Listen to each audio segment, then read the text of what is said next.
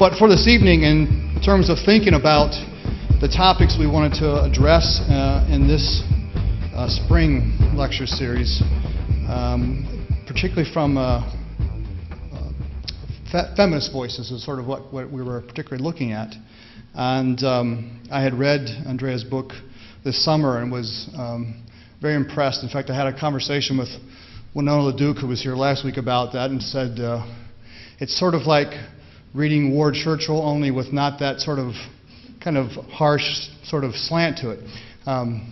But again, I think if you haven't read it, and the books are here for sale in the lobby if you'd like to get one before you go, I'd encourage you to do so. It's a well-written, well-researched text. But I'm not going to introduce Andrea. I'm going to have Debbie Muller introduce her. As I said, she sort of helped orchestrate some of the stuff today. And she's both with the Potawatomi and Odawa communities here in the West Michigan area. She's also a member of the Native American Community Services. She's a chairperson for the Coalition of Indian Programs and Services of Grand Rapids and Kent County.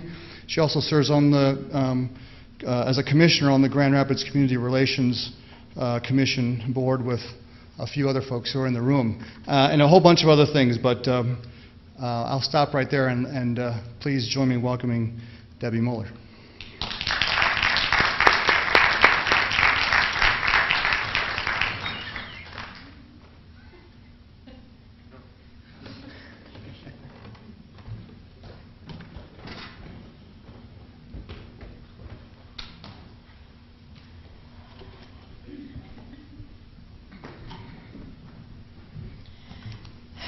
Thank you, Jeff. Appreciate your kind words. Bonjour, Shkodanskoy Indigenous, Nadawasepi here on Potawatomi, Mashika, and Dodam, and Awashanangadawa. I've been taught by my elders to introduce myself that way in our sacred language. Unfortunately, I'm not fluent, so I can't tell you much more other than my name. I'm also known as my foreign name, which is Deborah Muller. And it is my privilege and my honor to have been given the opportunity to introduce Andrea Smith. I asked her if there was anything in particular that she would like me to say, and she basically said, no, just say, here's Andy. I said, oh, wait a minute here. There's more to the story than just that, which in fact there is. She has traveled from coast to coast and communities to communities in various initiatives and various movements for the sake of helping people address various perspectives on violence and sexual violence as well. She is Oklahoma Cherokee, and while she was in Chicago, she also became very involved in the American Indian movement, and at that time also a group was initiated that was called the Women of All Red Nations. She served on that. She then went to New York, and there she pursued her master's, that she was going to be an MSW, get her master's in social working, changed her mind, and in the meeting this afternoon it was really delightful because she says, really, she says, my education is kind of like just an accident. And I thought that was really a very appropriate way of putting that, because she seems really that she just kind of stumbled upon all of these wonderful intellectual gifts, but they are gifts from Gitche Manitou that she certainly has known about throughout her whole life, yet she has the humbleness and as well as the simplicity to say that my education is just kind of an accident. She has her doctorate in the history of consciousness, and right now she's an associate professor at University of Michigan, Native American Studies, and also Women's Studies. I also asked her about the awards and recognitions that she had been given, and she says, well, we're not going to talk about those. And of course I said, oh, come on. No, we're not. So I guess we're not. But I'm sure that she has many that have followed her from all of the areas that she has been in, from the coast of California through, and finally she's landed in Michigan for a spell. And so we are really very fortunate to have her here. So in honor of Andrea's being with us, we also have Benjamin Williams and Tim Loonsfoot from the Native American community. And we would like to ask you to stand if you could, remove your hats, unless you have, of course, our sacred feather in it, in honor of Andrea's visit. Thank you.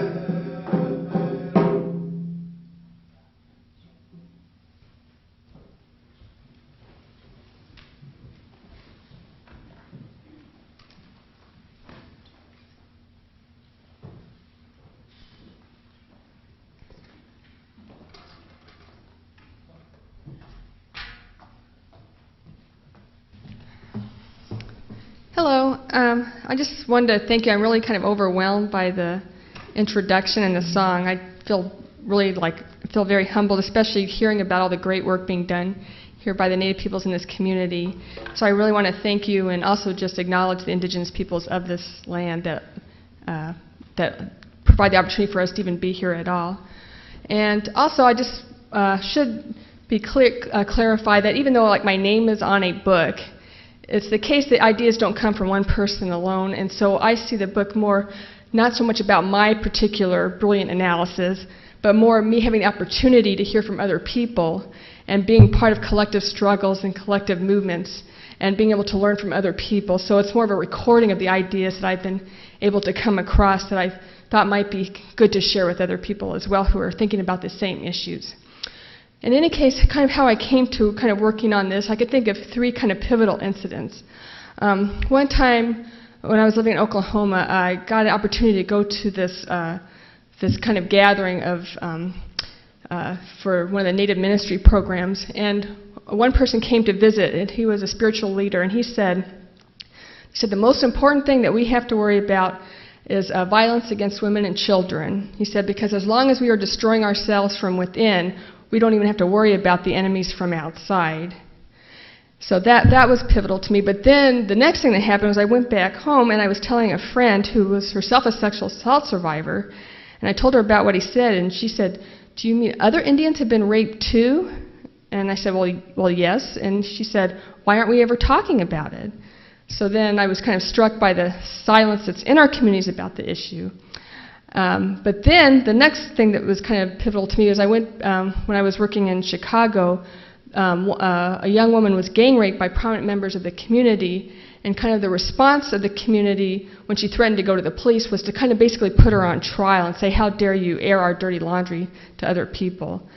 And on the other hand, when she went to get services, there was nothing that was really helpful for her either, because the response of the mainstream movement was, well, why don't you just leave your community? So in all these cases, what I was seeing was a major issue of sexual violence, and yet there was no vocabulary for how to understand what was happening to Native women. And what I began to conclude was that there was a problem with our analysis, that we were seeing violence against women as a separate thing from colonization. We need to worry about colonization first, and then later we will worry about violence against women. Or conversely, in the white feminist movement, we'll just worry about violence and all these other issues will take care of themselves. And we were not seeing that these two processes were actually part of the same thing. And that is precisely through sexual violence that American Indian genocide is successful. And that we can't decolonize without addressing sexual violence central to our organizing work. So the way that I kind of see sexual violence as part of the logic of genocide is that I borrow from Ann Stoller, who says that racism is a process by which certain peoples become marked as inherently dirty, as inherently pure, from which the larger colonial body is always trying to clean itself. And if we look at the history of Native genocide, we see again and again this rhetoric of Native bodies being equated with pollution or dirt. Just to give one example, this was an Ivory soap ad from 1885, and there's kind of a cartoonish figure of an Indian man and woman, and this is the slogan that goes with the cartoon. We were once factious, fierce and wild, in peaceful arts unreconciled, our blankets smeared with grease and stains from buffalo meat and settlers' veins, through summer's dust and heat content, from moon to moon unwashed we went, but Ivory soap came like a ray of light across our darkened way, and now we're civil, kind and good, and keep the laws as people should. We wear our linen, lawn and lace, as well as folks with paler face. And now I take, wherever we go, this cake of Ivory soap to show what civilized my squaw and me, and made us clean and fair to see. So you can see the joke of this ad is that because Indian bodies can't be white, they can never be clean.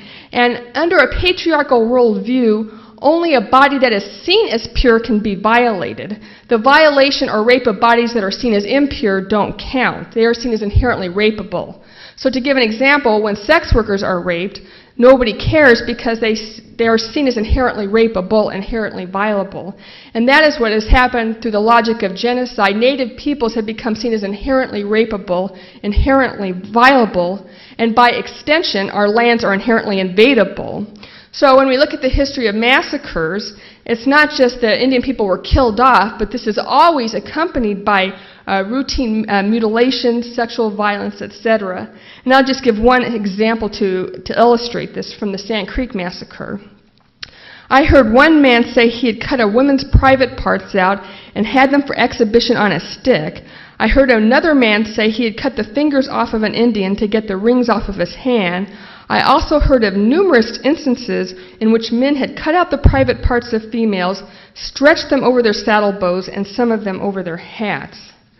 So what's happening then in this process is that colonizers are not just trying to kill Indian people, but to kill our sense of even being a people. In addition to this, one of the major complaints that colonizers made when they first came to these lands is they said, how are we going to ever colonize them when they themselves are not structured on hierarchy? That is, they're not patriarchal, they don't necessarily have these hierarchical societies in which the leaders get to lead forever in perpetuity. So if they're not accepting that kind of leadership within their communities, why are they going to accept it from us? So they said that we will never be able to colonize them, and they said this explicitly, until Native men start treating Native women the way white men treat white women. And so, therefore, if you want to colonize a people, it's not going to work until colonization seems natural. Because if you know there's another way to live, you're going to do that. You're not going to accept domination from other people. So the way to make domination seem natural is to instill it through patriarchy. That is, just as men are naturally supposed to rule over women by virtue of biology, so it is the case that socially some people are naturally born to rule over other peoples. So sexual violence was a process by which hierarchy becomes literally inscribed on the bodies of Native peoples. So when we're looking at this logic of sexual violence, it's broader than just simply looking at rape or sexual assault. It kind of infuses a variety of practices that Native peoples have to address. So I'll just kind of briefly go through a few of them to illustrate what I mean. One policy where you can see this logic of sexual violence is that of environmental racism. That is, certain communities who are seen as inherently impure or dirty then become seen as the worthy repositories of all nuclear waste or toxic waste. Since they're inherently polluting anyway, more pollution on their land doesn't count. And that's why the United Church of Christ found that the greatest determinant of where toxic wastes are sited is race, even more than class. And Native peoples have been particularly targeted with nuclear and toxic waste dumping. And the reason for this is because in the end, environmental pollution doesn't actually discriminate on the basis of race. It will impact everybody. But corporations, by targeting a few communities that nobody cares about, it allows everybody else to be in denial about this fact that it's eventually going to hurt them too. So just to give an example, in Oklahoma, I don't know if you saw the movie Silkwood, the one with Meryl Streep. Well, anyway, that company was Sequoia Fuels from Kerr-McGee. It was running a nuclear conversion facility. Anyway, after she died under mysterious circumstances, Native Americans for Clean Environment took up her work to get them shut down. And this is actually another story, a very great victory that a very small group were successful in kicking Kerr-McGee not only out of Oklahoma, but the entire United States. But that's another story. In any case, during the struggle, what they found out was that you have to pay when you want to dispose of nuclear waste. And so it was in the financial interest of Kerr-McGee to kind of make this waste disappear. So what they were doing is, one, when they were putting the waste in the trucks, they just weren't turning the containers on tight enough. And so this waste was leaking down the freeways. And there was nothing on these trucks that says, hey, I have nuclear waste here. So again, this was going to be affecting everybody, not just Native people who live along these roads. The next thing they decided to do was turn this nuclear waste into fertilizer. And they would feed these cows, and they would undercut the sale of normal fertilizer because they were just trying to get rid of it. And there was nothing that on these cows, like if you were to buy milk from these cows, beef from these cows, there was nothing that would be marked that said, hey, this cow was fed on nuclear waste. So again, this is an example of a thing that seems to be just affecting Native peoples would eventually affect everybody as well. But as Gutchie Cook further notes, we can also see environmental racism as another form of sexual violence because the effects of environmental contamination tend to first become manifest often in women's reproductive systems. So for instance, we see areas like Akwesasne where women have PCBs in their breast milk. In areas in Four Corners, we see major birth defect rates, etc., where there's been nuclear contamination, and where the most intense effects of this can be found in the Indigenous women of Marshall Islands, where the U.S. basically used them as guinea pigs. They exploded these nuclear bombs that were much more powerful than the bombs thrown in Hiroshima and Nagasaki and didn't evacuate the peoples there. And the result, the devastating effects on women's reproductive systems is almost kind of mind-boggling. Here's the testimony. The most common birth defects has been jellyfish babies. These babies are born with no bones in their bodies and with transparent skin. We can see their brains and hearts beating. The babies usually live for a day or two before they stop breathing. Many women die from abnormal pregnancies, and those who survive give birth to what look like purple grapes that we quickly bury. So Hanani Trask reports that the life expectancy has gone down to 40 years in the area, and that some communities have decided to go extinct because their DNA has been permanently altered and they can't give birth now to children that don't have major birth defects. And actually, I was just recently at this International Women in Health meeting in India, and representatives came from the Marshall Islands, and I was very much struck with what they said, because what they talked about how they had like 8 or 9 miscarriages. Nobody had ever been able to give birth to a baby that didn't have major birth defects. And they said that the reason they were there was not to organize on their own behalf. They said, it's too late for us. There's nothing that we can do for ourselves. We're here to stop this from happening to you. We're the testimony to what happens with nuclear contamination. So they weren't even trying to organize for their own survival. They were trying to organize for the world's survival. So again, we can see how another form of sexual violence has been perpetrated against Indigenous women through these policies of environmental racism. Another policy we can see that kind of follows a similar logic is that issues of sterilization abuse. As Inez Hernandez notes, if you want to kill off a population, you have to target the women. Otherwise, the population may not be severely affected. And that's something that colonizers explicitly stated. They said, after massacres, make sure you finish off the women so that we can finish off that population. So it's not a surprise then that Native women's ability to reproduce then becomes imaged as inherently polluting, particularly in the population control movement. We see many environmental groups are saying the reason why there's so much pollution is there's too many of them polluting our environment. They're destroying it for the rest of us. And so particularly during the 1970s, when the population control movement began to proliferate, we saw all these slogans of we need to stop Native women from reproducing so that they don't pollute the world for everybody else. So you may be familiar with this, so I won't go on to it, but basically the sterilization abuse became uncovered when one Cherokee Choctaw doctor had a woman come in for a womb transplant. She had been given a hysterectomy and had been told that it was reversible. And when she went to investigate, she found that this was not an isolated incident. And actually the U.S. did its own investigation and found that there was mass numbers of women being sterilized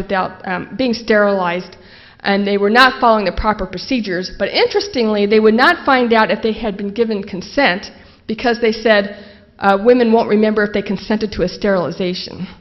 Now you have to ask, if you don't remember consenting to a sterilization, something went wrong. But in any case, that was the logic used by the U.S. government. So they were even covering up the issue of informed consent.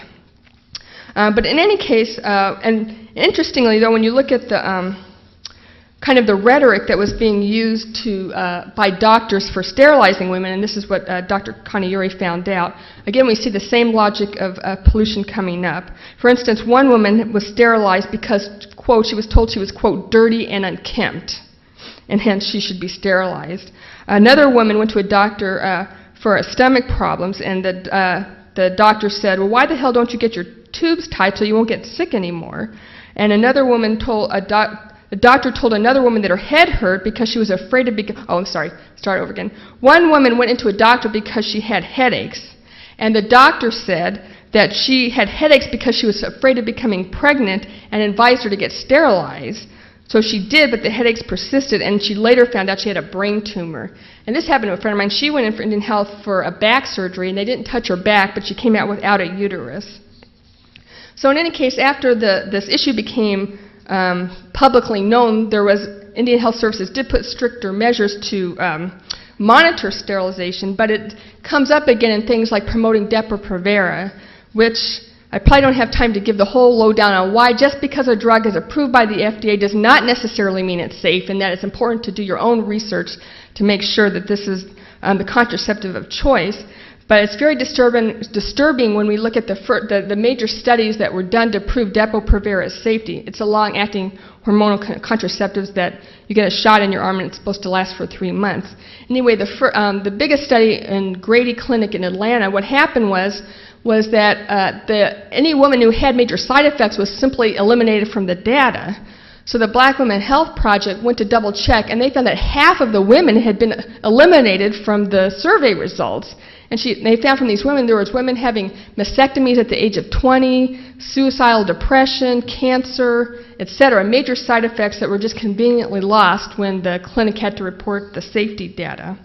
Anyway, originally, when it first came up for approval by the FDA, it was not approved, but even though it had not been approved, it was still being used in Indian Health Services for women with disability, and what was the reason given? Again, hygienics. We need to keep women cleaner, Native women cleaner. Let's see, to quote Burton Adico from the Phoenix Indian Health Services said, quote, "We use it to stop their periods. There's nothing else that will do it. To have to change a pad on someone developmentally disabled, you've got major problems. The fact that they become infertile is a side benefit." And then Raymond Janet from Phoenix IHS said, quote, "Depo-Provera turned them back into their sweet, poor, handicapped selves. I take some pride in being a pioneer in that regard." And all of them admitted that they were not getting consent from either the women getting Depo-Provera or their parents. So in any of these cases, I'll just briefly take a little aside to show that this also shows the need to kind of look at issues of reproductive justice outside of a choice framework. That is, the way we look at these issues, it's often pro-life versus pro-choice. And the assumption behind this pro-choice, there's a number of problematic assumptions, but one big one is that the only important choice is the choice of whether or not you're going to have an abortion, and all the other economic and political and social conditions that gave rise to you having to make this choice suddenly kind of disappear from the analysis. So for instance, when Bill Clinton signs into law anti-welfare or anti-immigration legislation that certainly doesn't do anything to promote choice for poor women or immigrant women, nobody was organizing as an anti-choice president, because we were looking at it in a very narrow way. And certainly for Native peoples, if we're going to fight for reproductive justice, we have to develop a holistic framework that looks at all the conditions that give rise to the so-called choices that we make. And then finally, I'll just mention another brief example of kind of this policy of sexual violence in which Native peoples become seen as kind of inherently inhuman, as property, as something for somebody else's benefit, is the issue of medical experimentation. And I kind of mention this in case there's any scientists in the audience, because what we've found is that many activists are looking at this and finding these widespread medical experimentation programs going on in Native communities, but we don't necessarily have the medical expertise to do anything about it, to advocate for it. And then meanwhile, people that do have that expertise, they tend to unquestionably assume that if doctors are doing something, it must be good. So if there's anybody who's got the expertise and wants to do more investigation, this would be very beneficial. In fact, I remember in Chicago when we were looking at one of these programs, somebody from the local paper started doing this investigative report, and she was coming with all this material, and then suddenly she got word the Indian Health Services intervened, and then she was immediately silenced, and she was never able to publish kind of the work that came out of that. One program that just to illustrate was one that happened amongst Alaska Native children in 1992, where they were given a hepatitis B vaccine. And two activists, Mary Ann Mills and Bernadine Atchison, went to investigate because they had not given permission to be part of this trial vaccine. And in any case, they started to worry that that virus might have been tainted with other things, such as the HIV virus. But we don't know. We haven't been able to find out conclusively whether or not it was. But in the process of these investigations, it was very interesting to look at the rhetoric being used by U.S. agencies to support this trial vaccine program. For instance, the Arctic Research Policy Committee said that, quote, "Native villages were an extensive database and an ideal laboratory which provides a resource for studying health problems that will benefit other populations." And the company that did the vaccine, Merck Sharp and Dome, said that they experimented on, quote, "chimpanzees and Alaska Native children." So again, we see Native people seen as laboratory animals, not as people deserving respect or integrity. And I'll just mention, during this research that they were engaged in, they got a letter from Teresa Brown from Clear Lake, California, to testify about her history of medical experimentation. She says, quote, "In 1929, we were removed from the Catholic Church into the Indian Bureau. When we got into the Indian Bureau, we were used as guinea pigs. They gave us vaccinations, needles broke in some of people's arms, they were not removed. Then they came into the reservation for dental work. They drilled from under our jaws and into our mouths and caused infections. They put black stuff into our teeth as experiments. This was very painful. We were used by the government to test a new material as fillings for teeth. Today, the dentists look at our mouth and tell us there was never anything wrong with our teeth in the first place. They used us to make drugs for other people. They gave so many of us vaccinations, and after the vaccinations, many people became sick with tuberculosis. Most of our people died from tuberculosis and smallpox that were given to us by the government. This was forced on us, and we had no choice. And I will answer to anyone that this is what happened to us in Big Valley in California." Okay, so now after hearing all the depressing news, the issue is what is to be done. So this kind of then gives rise to kind of the history of how we started to think about how to work on these issues differently. I had been involved in the anti-violence movement, and we were kind of getting annoyed with kind of the approach to multiculturalism that was being adopted in these movements, which was basically take the model that has been developed with white women in mind and then put a medicine wheel on it and it becomes an Indian model. And we started to say, is there a different way to do this work? Because it seemed like all the monies we'd put into this was not really ending violence. We're not seeing a decline in the rates of violence against women. And in particular, what we started to say is that we need to develop a different approach that's beyond kind of a politics of inclusion, which is just include you in this, and then we will be all diverse and feel happy with ourselves, and instead developing an approach which we call recentering, which is, what if we centered women of color in the analysis? How would we look at this issue differently?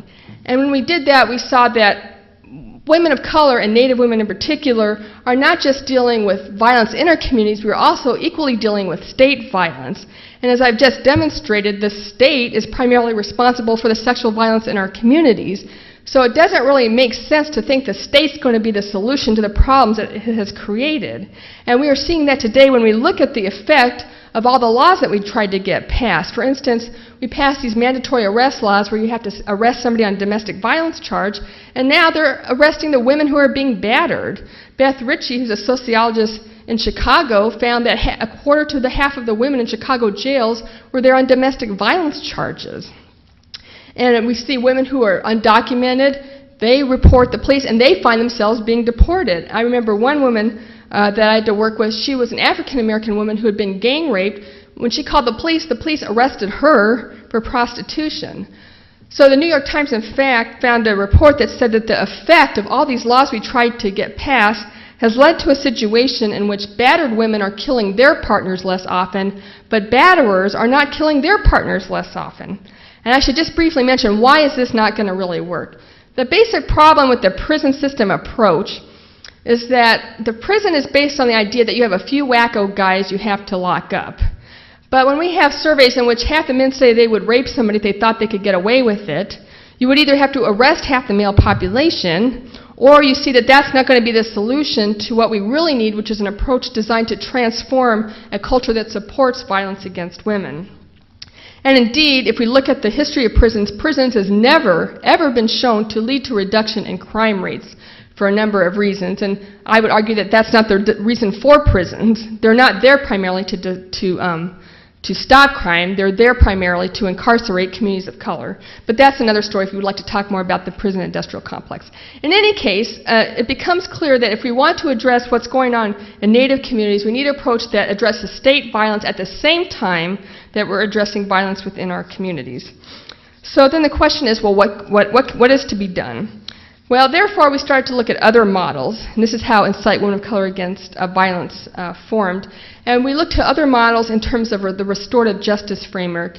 If you're not familiar with that, that's a movement that's part of the anti-prison movement that says, well, crime is not just between a victim and a perpetrator. Crime is about a breakdown in the whole community, so you need a community-based response. And if somebody is not following the norms of society, does it make sense to take them even more out of society, put them in prison where they're going to be even less likely to fit into that community when they come back? Or does it make sense to have the community develop a response that makes that person behave in an appropriate way? So this looks all very well and good, but the problem is that these models all seem to break down when it comes to domestic and sexual violence.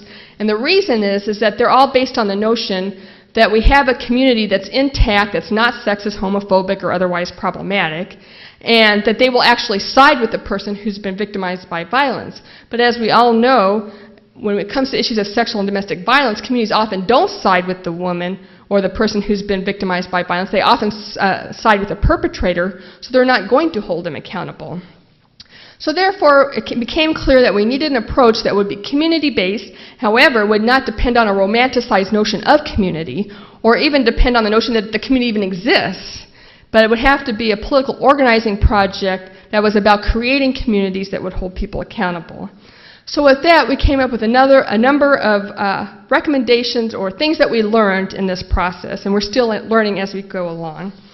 One thing we started to do was try to develop strategies that directly address interpersonal and state violence at the same time.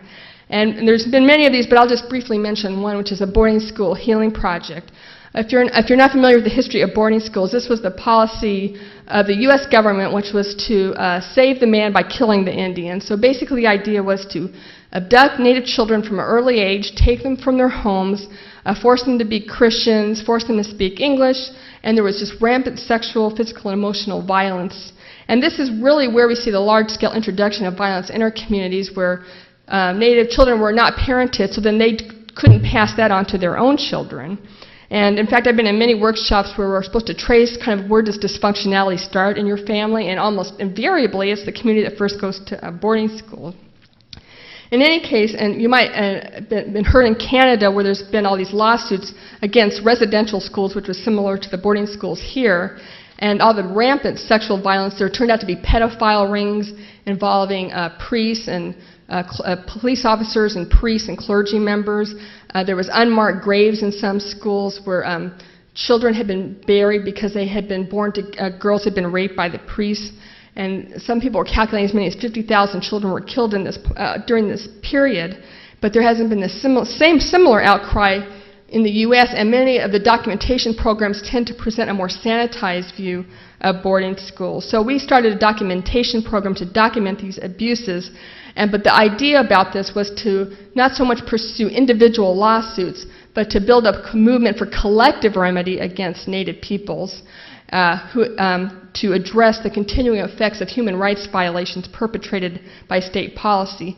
So this then enabled us to make kind of two interventions. One, we're able to say, well, why do we think, again, the state's going to be the solution to ending sexual violence in our communities when the state is responsible for bringing it into our communities? And at the same time, it enabled us to talk a little more freely about issues of sexual violence within our communities, because we could show, look, this isn't about we're so dysfunctional and that's why we have sexual violence. This is the colonial legacy. This is the effect of state policy of which we should hold the state accountable. And as we pursue our struggle for sovereignty, then let's make sexual violence part of that struggle, because that's how colonization has been successful. So again, we've been documenting this, and we're starting to find that the abuses that were as extreme in Canada are happening here too. Just to give one example, one woman reported how in her school they used to hear babies crying all the time, and they didn't know what it was, but then later they tore down the school and they found the skeletons of babies hidden in the walls of that school. So anyway, that's one approach as of many where you kind of can put the state policy together with interpersonal violence and address them simultaneously. Another thing that we found is that one of the problems with the anti-violence movement, particularly as it got more federal and state funding, is that we stopped seeing survivors of violence as potential organizers and started seeing them only as clients for services. And consequently, that did not enable us to build a stronger and stronger base of survivors who could demand an end to violence in their lives and the lives of other peoples. So that's why some of these projects are now trying to focus on base building, which is not just working with other activists or not just working with other advocates, but bringing new women and new other peoples who aren't already activists into the movement. And so some of these base building responses, one, for instance, is Sister to Sister in Brooklyn, New York, which works with young women of color ages 13 to 18. So they're doing this on their own. And they started kind of doing dance classes, and then they developed to actually starting daycare centers that brought all these women in the community, but then through this process of political education, these women who went for dance classes or girls who went for dance classes ended up becoming trained organizers. So they ended up doing an interesting video monitoring police violence in their own communities, and they got the Burger King across the street from the police station and showed their video on the actual police station walls. This got them into a little bit of trouble, but they did get a lot of education work within their community. And then they've started their own community accountability model, where instead of calling 911, you can call them, and they've developed an entire accountability process. However, we've learned that in developing these models, it's important to not just look within the U.S., but look what is going on globally. Because sometimes we have the idea, well, we in the U.S. know everything, so we should share the light to the rest of the planet. But actually, on the issues of violence, what we've found is that in other countries, there's just no illusion the state's going to do anything for you at all except kill you. So groups have had to find ways to deal with violence on their own, and they've come up with some very interesting models. So I will just mention one of the many that we've learned from, and that's the landless movement in Brazil, which is very much informed by indigenous people's organizing strategies. Anyway, the landless movement takes over area that's been abandoned and occupies it until they get win the right to title over this land. And they call this occupation. So during this time, of course, they're not going to get any help from the police because the police are trying to drive them off the land. But what they do is they've set up their own governance system. And they say what they do is, one, they have different sectors, but they make sure a man and a woman are equally represented in all areas of leadership. And they also said they make sure women are equally in charge of security, because that makes women rethink, and other people rethink, women's vulnerability to violence. And in addition, they also make sure leadership is rotating so that there's no static hierarchical leadership. And then finally, they also make sure that all decisions are dealt with in a very public and transparent way, because abuse tends to proliferate when there is isolation and nobody else knows what's going on. So they make sure everything's public so that it's harder to get away with this. Anyway, what they say is that there's no panacea, but the longer an occupation happens, the less violence there is. So this, I think, is helpful for us in the U.S. because we tend to focus on crisis intervention. What do you do after violence has happened? But what they are doing is creating communities where violence stops happening. So that's what we could think to ourselves, is there new ways of governing ourselves, is there new ways of structuring our world such that violence starts to become unthinkable. And that, I think, we can also then be informed by indigenous peoples organizing, and particularly indigenous women's theories about nationhood and sovereignty, because what is coming out of this work is saying that there's a difference between a nation and a nation state.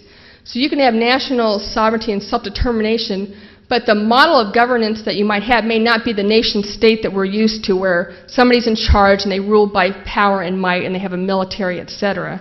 And they argue that if we look to pre-colonial forms of governance, we can see alternative models in which we were governed based on cooperation and mutual respect and responsibility.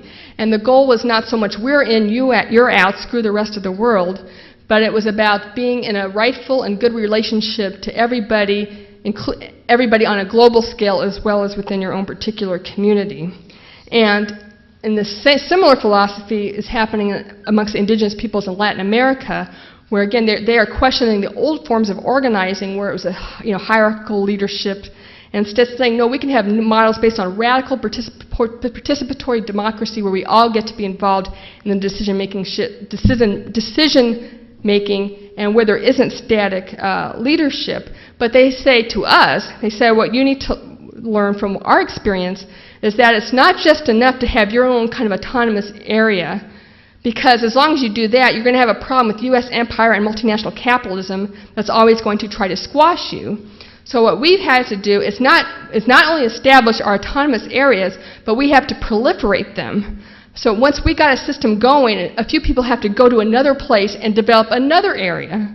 And they keep growing and growing until they're able to take over entire countries. And we see what's going on in Bolivia, Venezuela, Argentina, etc. This is all the result of that kind of organizing. And it shows you that you can be democratic and still be efficient. You can still be powerful. And so I think this gives us hope to rethink how we might be able to do organizing here. However, to do so, and I'll just briefly mention, we have to rethink the nonprofit industrial complex, which is where all of our social movements is done through the nonprofit system, which most of our money tends to come from foundations. And what has happened is, as our movements have become folded into the nonprofit system, is that we have lost our incentive to build movements. Because if we were funded by our constituents, we would have a big financial incentive to make sure we had as many constituents as possible. However, if we're funded by a foundation, we don't have that same incentive. So we end up with executive directors working 5,000 hours a week, trying to make up for the work that millions of people need to be involved in. And if we look at our current political situation, we basically have an economic situation in which 5% of the population controls 95% of the wealth. So the bad news is that they have all the guns and money. But the good news is there's a lot more of us than them. However, we're going to need to get these numbers behind us if we really want to change that pyramid system. So that means we need to develop mass movements for change. And that needs to be kind of the focus of our work. And actually I was talking to, again, folks from Latin America, and they said, we laugh at your protests. They said, you have a movement, you have a protest, you have 200 people walking around a circle, and then you get a police permit to protest police brutality. So that was their understanding of our movement organizing. And they said, in Chile, they said after Allende's assassination, we were able to get out 1 million people every week, and that would be the equivalent of 40 million people in the U.S. out every week. So that's the kind of scale they're charging us to start to look to how can we build kind of a mass movement for change. But to do this, of course, not all these millions of people are not going to all be able to get paid to do the work. So we're going to need to think of a different model of organizing in which you don't become a career activist necessarily, but you do your organizing as part of your day-to-day life. So you may not be able to give up 30 hours a week for organizing, but if you did it, maybe you could do a half hour a week. But if 40 million people did a half hour a week, that could really change the system we have here in the country. So and then also this kind of makes us rethink then our relationship to the nonprofit system again. What they're saying is that nonprofits aren't necessarily bad, however, they differentiate movements from nonprofits. They say you don't do a movement through a nonprofit, you do a movement through your people, and you fund it through your people. Then you get a nonprofit to support the movement, and the nonprofit answers to the movement. But if the nonprofit gets defunded, you're okay because you still have your movement. But that doesn't mean you can't set up a nonprofit and get support and get resources whenever you have the possibility to do so.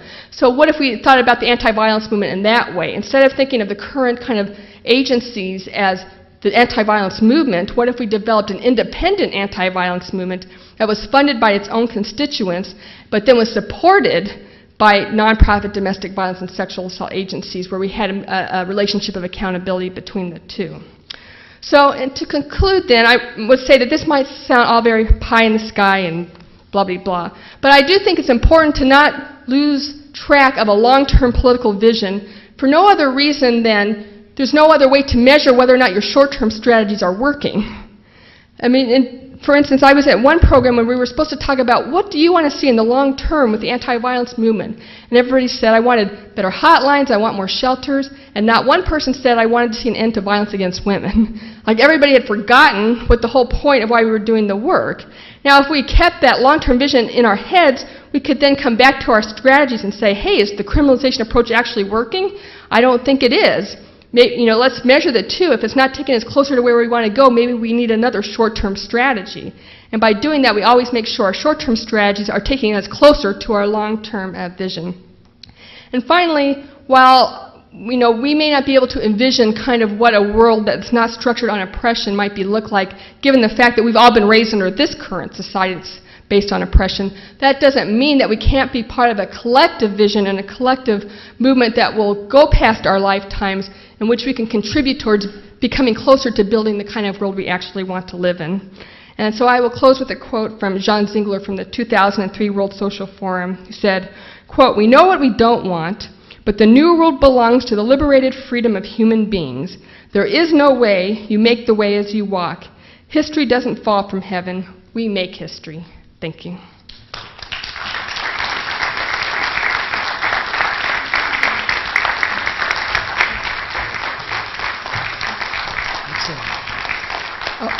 We're going to spend about a half hour at least for Q&A, and if you have questions, to start making your way to one of the two mics on the side, because we're recording this, which means it's going to be rebroadcast on the public access channel sometime in the very near future.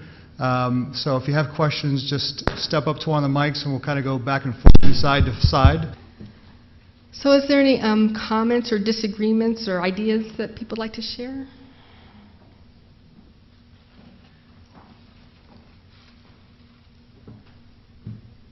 It seems that one of the primary challenges for any marginalized, oppressed populations is to get people who are in privileged positions to pick up the mantle of concerns for that.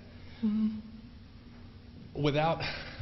And until that happens, you historically do not see any change, certainly not in this culture. Mm-hmm. So aside from praying mm-hmm. for your misfortunes to become deposited upon the privileged classes, how do you have any strategies for getting the concerns of marginalized people to be heard and felt and acted upon by privileged classes?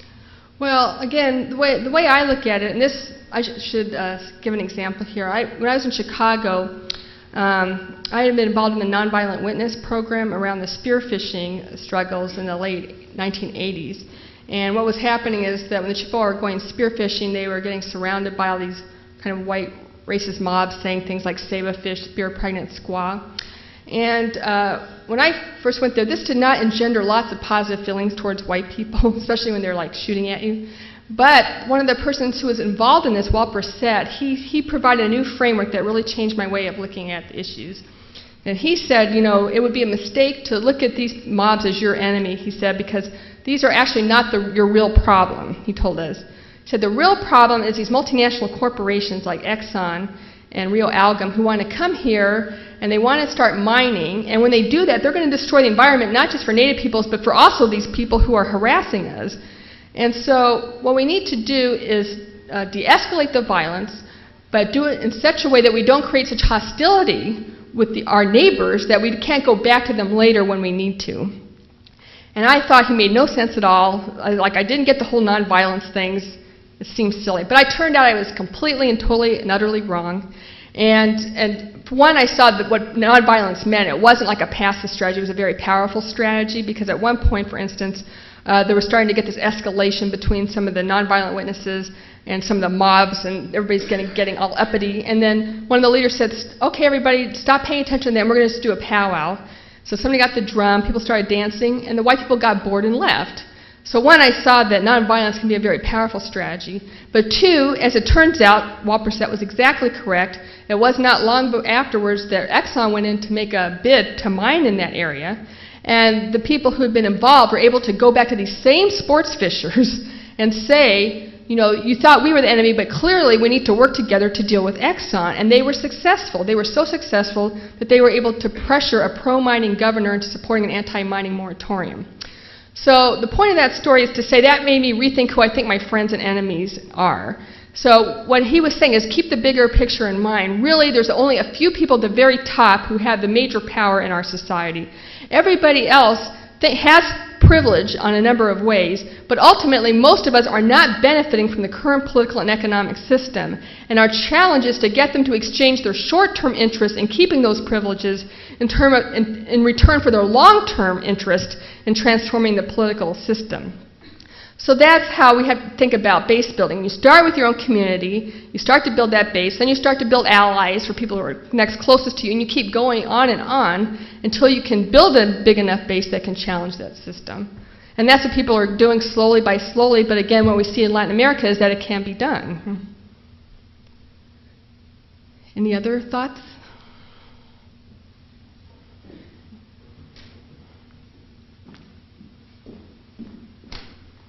Hi. I don't know if this is a question so much, but just a thought that I'd like you to respond to. But I'm thinking a lot about how violence happens against women. I think a lot of it has to do with a feeling of power over your own body and ownership of your own fate. Mm-hmm. And I think a lot of where that gets cut off of is in childbirth, mm-hmm. and that women will go there and feel like it's out of their hands and allow it to be out of their hands when it used to be something that was very much the business of women. And like my mother, for instance, she was a home birth, and then I'm her 7th daughter, and she was gassed for all of us, wasn't awake for any of our births. And it's like, in this country, like 3/4 of the women end up having cesarean sections because it's all about intervention. So I wonder, like, if there's anything that if that makes sense to you, that's part of the movement, to have like it be more natural childbirth and to take that back in our hands. So.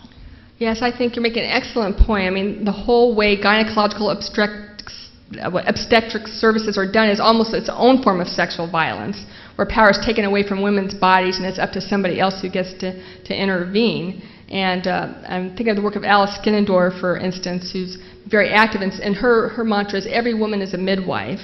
This isn't some mysterious thing that we can't learn how to do. We all have the power to be able to do that. And I actually found this out myself when I inadvertently had to give birth to one of my nephews. But my sister said, I don't want to deal with these doctors. Come here. Like, I don't know what I'm doing. She goes, fine, I'll do it myself. So anyway, I had to go there. And then I had to go to the next door neighbor and say, can we have the Sunday paper? Like, why? I go, we're giving birth. We need... Go, fine, take the paper. Anyway, but it worked out perfectly fine. And that made me realize, hey, what's happened to us that we feel like this is some weird knowledge that's about our own very own bodies, where we're learned not to trust ourselves, but trust somebody else over ourselves. So I think that's key, and a lot of people are doing it in Native communities, kind of reclaiming that knowledge and teaching ourselves.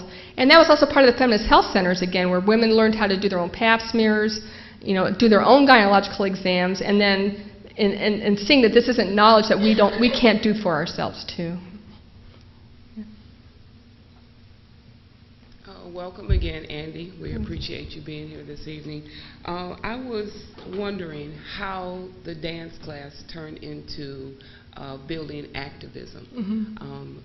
I guess what I do in the community, trying to build a base of consciousness and empowerment, it's hard to get the conversation started. Right. And when you think of the issue of violence in the community, that is totally silent.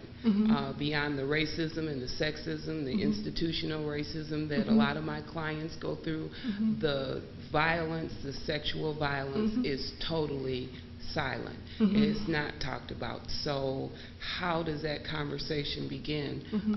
Say, for instance, if you had a group of teenage girls here at the Wealthy Street Theater, and they attended a dance class, how does that conversation begin, where you are questioning them about the silences in the community around violence? Well, I can just say for that particular model, what happened is they started doing dance classes, and at first they said they just did it for a long time before they did any organizing project. But part of the dance classes, they would kind of gradually put kind of political education in there, kind of talk about racism, sexism, etc. And then another thing they did is, rather than just say, here's your issue, they decided to do their own street survey, where they would ask girls, what's the big problem that you're facing? And they all said violence. Like, they didn't know that going in that was the major issue, but when they started just talking to people, that's the #1 thing they said. So then, after a number of people have gone through the dance class, and they say, well, if you're interested in doing something about this problem, would you like to join our Freedom School? So they have this Freedom School set up, where then they become kind of trained organizers. And then it just starts to grow from there, because then the organizers go talk to people on the street, etc. And then they also develop creative ways to get the education through. That's why we kind of developed this multimedia tour, because a lot of the problem with our organizing is it tends to be very intellectually based, like the idea, if I tell you the right thing, you'll be convinced. But a lot of times we don't make our decisions based on just that. It's kind of how we feel about it emotionally. So there needs to be other ways to communicate ideas through the arts, through song, through music, etc. So one thing they did, for instance, was street theater, where one person would be harassing somebody else, and they would model ways you could intervene when you see harassment.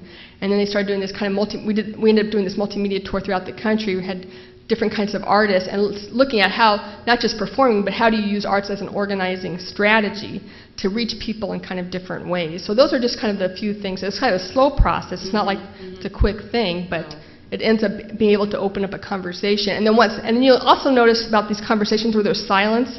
It's a long time to break the silence, but once you do, it tends to mushroom quickly. You know what I'm saying? So it's kind of, you through that work. I remember when I worked in violence, in Chicago, it was the same thing, you know. It was like, what we had to do is we just would go to the Indian Center every month and do high blood pressure testing. And we just had our sexual assault brochures. You know, it just seemed like you would be there for 8 months, and you know, but then one day somebody reads it and tells 3 people, and then it grows from there and there, you know. But you have to kind of have patience with that kind of long-term commitment to building the issue.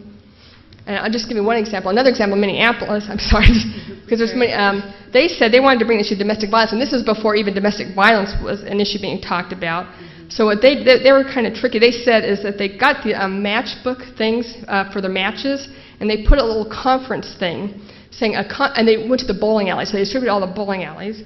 And they said there'll be a special meeting to address domestic violence, but registration is very limited, so call now. Only so-and-so, you know, 50 people allowed. So it made it look like it was this big to-do, and they were trying to just get 5 people to show up, but they ended up with like 100 people. So, you know, creativity is the key, and persistence as well. And one more question. Sure. Can you address the resistance? I find that this issue of violence in the community, it's like a service sector. Mm-hmm. If the mom or whoever has been violated brings up the fact that that's taken place, then an agency becomes involved. That person becomes the victim. Child Protection Services can be called in. All their living arrangement around this issue is putting that family in detriment.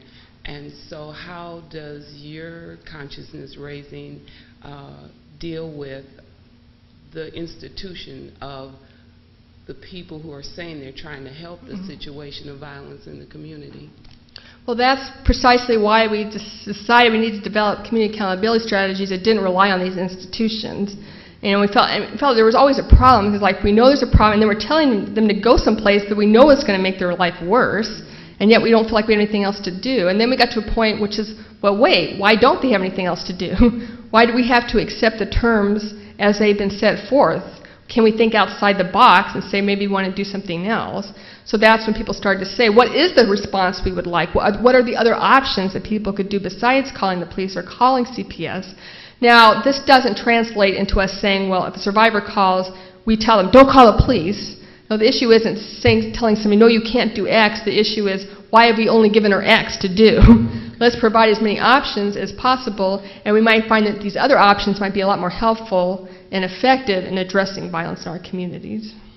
And the institutions, do you see them coming around to like-mindedness? Yeah, I'm not going to kind of advocate this kind of politics of purity, where it's like this is the only right way to do kind of work.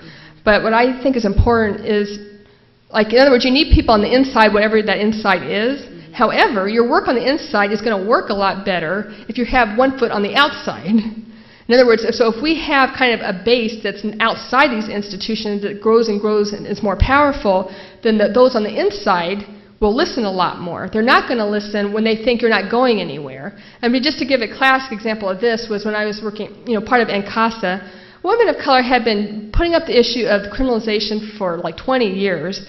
Did we get anywhere? No, no, no, no, no. But when we started Insight and when we went someplace else, we got the National Coalition Against Domestic Violence to sign our statement in 3 months. You know, so developing that independent power base got the things to change on the inside much faster than had we just worked on the inside by itself. Thank you. Thanks.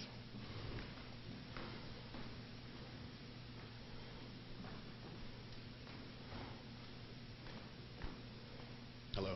Hello. Hello. Looking at the back of your book, it offers that you might expand our conception of violence to include the widespread appropriation of Indian cultural practices by whites and other non-natives. And I don't know if you had touched on that or not. That was also in the advertisement for your talk tonight. Oh, okay. I can touch on that. Yeah, I covered that in the book, but I was trying to make the talk a little bit shorter. But what I was trying to argue in this book, and you're probably familiar with everybody who kind of is Indian in a former life, and everybody wants to do their own sweat lodge and this kind of thing.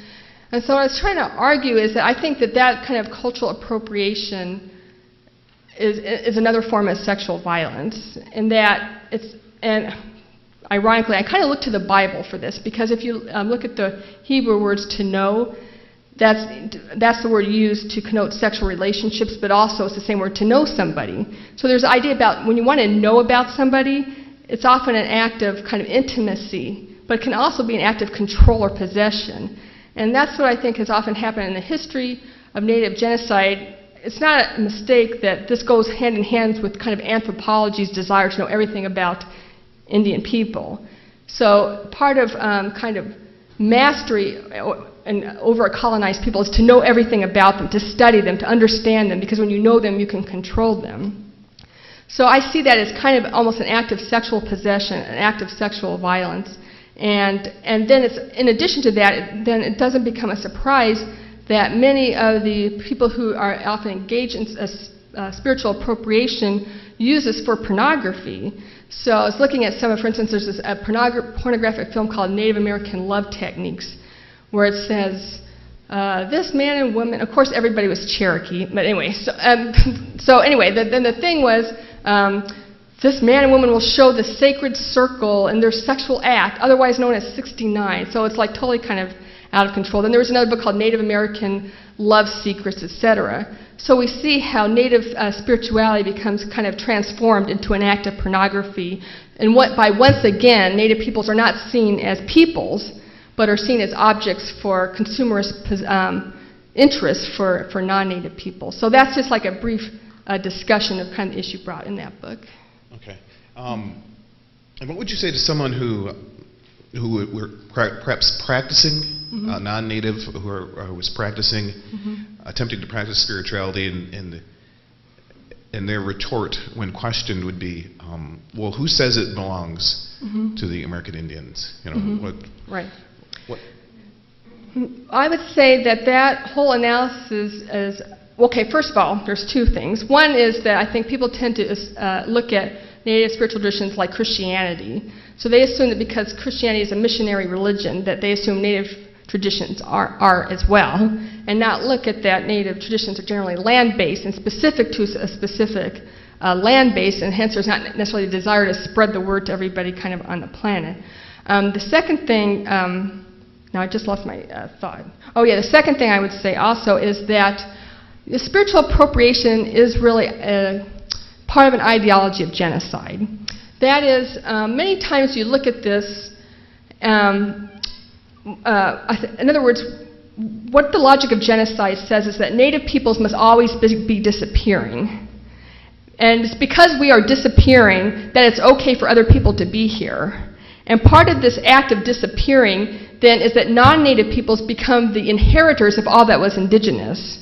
So that's why non-Native peoples get to do the Boy Scouts. That's why they should go do the ceremonies, because we're not around to do it.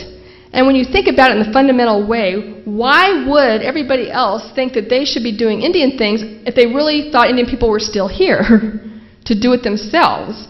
So really that whole desire is based on a logic of genocide. Anyway, so that's what I would say. Thanks. Okay.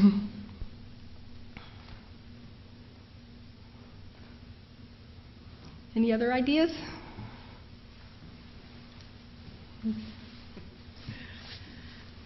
I just wanted to know what your feelings were regarding like intergenerational grief and all the substance abuse that takes place in our communities, and how that plays into trying to empower people to even look at this vision and do something about it. And like you said with the boarding school issues, how we have, and I think it's across the cultures too, is that there's a lack of parenting throughout the United States. Right. And I just kind of wanted to know some of your thoughts about that. Yeah, in the boarding school project, it's almost overwhelming. Like the issue is so clearly there, but it's maybe more intense in this particular area, but I think it's true maybe about organizing in general, is that I think a lot of times when we think about organizing, we tend to have, to me, kind of this, it's almost a gendered distinction, kind of a private-public way of looking at organizing. That is, if you have a problem, take care of it at home. You know, or go get social services. But if you're organizing and you're rabble-rousing, you need to be strong, you need to be cool, you know, and we don't want to hear about your problems. And of course, because you actually have problems, but you don't get to talk about it, it ends up screwing up the organizing work. And and instead, how can we have an organizing model that recognizes the trauma that we've dealt with and that we're still dealing with and all the effects of that trauma? How do we organize around trauma and not just see it as an ailment to be cured, but something that's part of the reality of our lives, but that we can still organize given the realities of our lives? And this became so totally apparent when we were doing the boarding school project, and this still happens if we have meetings. It's almost the rule rather than the exception, where people will travel 200 miles. They will drive to great expense and great difficulty because they really want to attend this meeting, and they get there and they can't get into the door because the flashbacks or the emotional trauma is just so intense. So then we're having to rethink how are we looking at this organizing so that we're organizing with the reality of the trauma that people are dealing with. And this is what we learned from Canada, because the folks there said when the disclosures of abuse first came up, people were filing these lawsuits, but there was nothing there to deal with the trauma. And as a result, they said that out of the first 29 men who disclosed abuse, 22 committed suicide. So that's why within our organizing, we've tried to make the healing central to the work at the same time.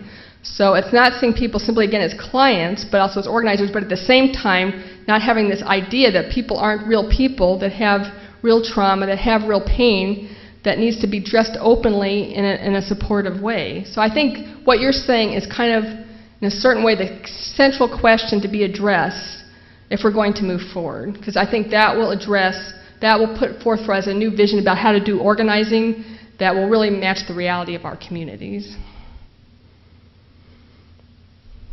Anything else? Well, thank you very much. I